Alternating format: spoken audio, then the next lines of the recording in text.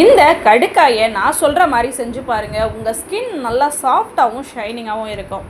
அதுக்கு நீங்கள் கடுக்காயை ஏதாவது ஒரு கல்லில் நல்லா உரசிக்கோங்க. உங்களுக்கு ட்ரை ஸ்கின்னாக இருந்துச்சு அப்படின்னா பால் சேர்த்துக்கோங்க. பால் சேர்த்து உரசுங்க.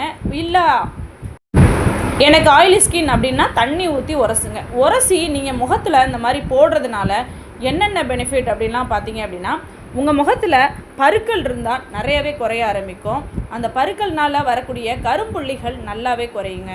இதோட ரிசல்ட்டு சூப்பராக இருக்கும். இதை ஒரு 3 நாள் நீங்கள் செய்யும் போதே உங்கள் ஸ்கின்னை ஆஃப்டர் வாஷ் பார்த்தீங்க அப்படின்னா நல்லா சாஃப்ட் அண்ட் ஷைனாக இருக்கும். ட்ரை பண்ணி பாருங்கள். உண்மையாகவே செம்ம ரிசல்ட் இருக்கும். இல்லை எனக்கு இந்த மாதிரிலாம் செய்ய முடியலை, இதே மாதிரி ஏதாவது ஒரு நல்ல ஸ்கின் ப்ராடக்ட் இருந்தால் நல்லாயிருக்கும் அப்படின்னா நம்மளோட குயின் ஹெர்பலில் உள்ள நலங்கு மாவு வாங்கி ட்ரை பண்ணி பாருங்கள். செம்ம ரிசல்ட் இருக்குங்க. நீங்களே ஒரு வாட்டி வாங்கி ட்ரை பண்ணிங்கன்னா அடுத்தடுத்து வாங்குவீங்க. உங்களுக்கு முகத்தில் பருவம் இருக்குன்னா கடுக்காய் இந்த மாதிரி செஞ்சு பாருங்கள். அப்படி இல்லைன்னா கடுக்காய் பொடியை வாங்கி யூஸ் பண்ணி பாருங்கள். நாட்டு மருந்து கடைகளில் கிடைக்கும். இதே மாதிரி ஹெல்த் டிப்ஸ்க்கு நம்மளோட சேனலை மறக்காமல் சப்ஸ்கிரைப் பண்ணி ஃபாலோ பண்ண மறந்துடாதீங்க.